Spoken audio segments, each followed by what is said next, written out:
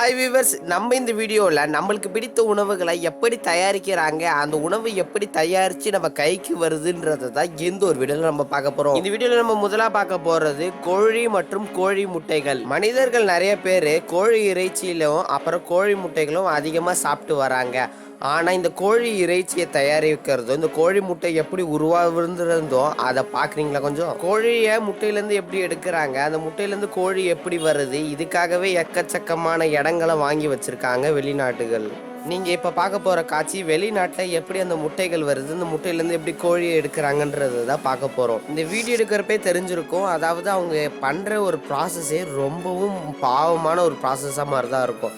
இந்த கோழியை எப்படி அது வளர்க்குறாங்க, இது எப்படி ஒரு இடத்துலேருந்து இன்னொரு இடத்துக்கு மாற்றுறாங்க, அது எடுக்கிறப்ப எவ்வளோ ஒரு மாதிரி பாவமான ஒரு விஷயம் மாதிரி இருக்குது.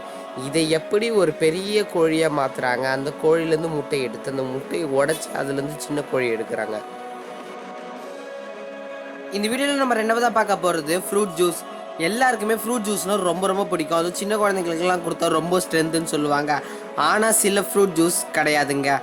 ஆர்செனிக் அப்படின்ற ஒரு கெமிக்கல் சேர்ந்த இந்த ஃப்ரூட் ஜூஸில் நீங்கள் கொடுத்தீங்கன்னா உங்கள் குழந்தைங்களுக்கு ஸ்லோ பாய்சன் மாதிரி மிகவும் ஆபத்தான ஒரு விஷயம்.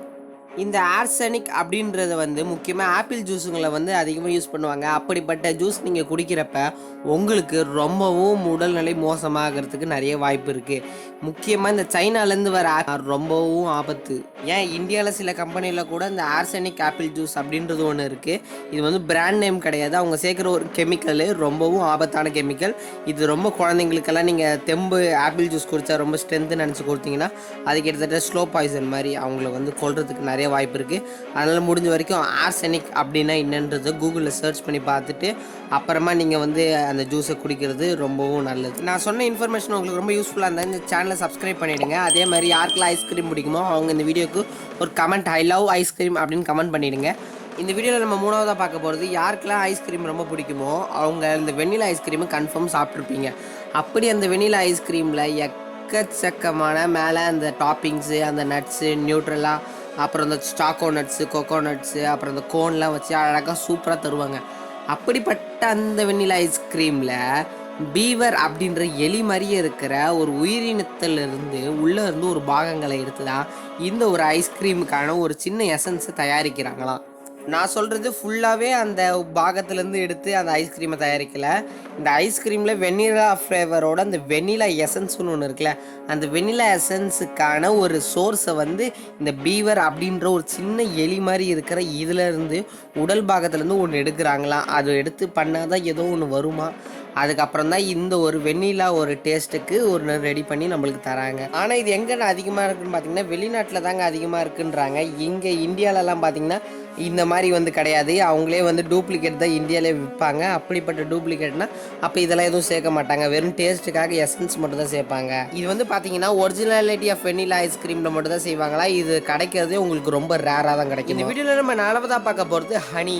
அதாவது எல்லாருக்குமே இந்த உலகத்தில் ஹனின்றது ரொம்ப ரொம்ப பிடிச்சிருக்கும். அது விலங்குகளாக இருந்தாலும் சரி, மனிதர்களாக இருந்தாலும் சரி. அப்படிப்பட்ட இந்த ஒரு ஹனி மலைங்களுக்கு மேலே உள்ள ஒரு சின்ன ஒரு மறைவான பகுதி, அதாவது குகை மாதிரி உள்ள இடத்துல அதிக மலை தேனீகள் சேகரித்தது தான் இந்த ஒரு தேன். இதை நான் சொல்லி தான் உங்களுக்கு தெரியணும்னு இல்லைங்க, இது உங்களுக்கே தெரியும். ஆனால் இதுலேயும் நிறைய ஃப்ராடு வேலை, சீட்டிங் வேலை பண்ணுறாங்க. Original honey, duplicate honey. இந்த ஹனியை எப்படி எடுக்கிறாங்கன்றதை பார்த்தீங்களா?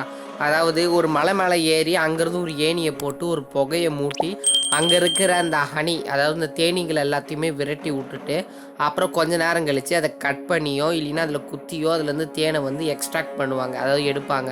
அதுக்கப்புறம் தான் ஒரு நல்ல தேன் நம்மளுக்கு கிடைக்கும். அதுவும் அந்த மேலே அந்த சாக்கு சில பேர் போட்டுப்பாங்க, சில பேர் சாக்கு கூட போடுறதில்ல. தேனி கடித்து அப்புறமா தான் இவங்களுக்கு அந்த ஒரு நல்ல தேன் இவங்களுக்கு கிடைக்கிது. அதுக்கப்புறமா அது ஒரு இடத்துலேருந்து வருது. இந்த ஒவ்வொரு மலைப்பகுதியிலேருந்து இந்த தேன் வர்றது ரொம்ப திக்காக இருக்கும். அதோட டேஸ்ட்டும் சும்மா வேறு லெவலில் இருக்கும். ஒரிஜினாலிட்டி தேனை சாப்பிட்றவங்க டூப்ளிகேட் தேன்லாம் சாப்பிட்டாங்கன்னா டக்குன்னு கண்டுபிடிச்சிருவாங்களாம். அப்படிப்பட்டு இருக்குமா. இது மலைவாழ் பகுதி மக்களுக்கு தான் அதிகமாக இந்த ஒரு தேன் கிடைக்குமா. ஓகே காய்ஸ், இந்த வீடியோவில் எப்படி அந்த ஃபுட்டை எப்படி தயார் பண்ணுறாங்கன்றதை பார்த்தோம். இதே மாதிரி இன்னொரு சூப்பரான வீடியோவில் பார்க்கலாம். அதுவரை tata, bye bye, see you.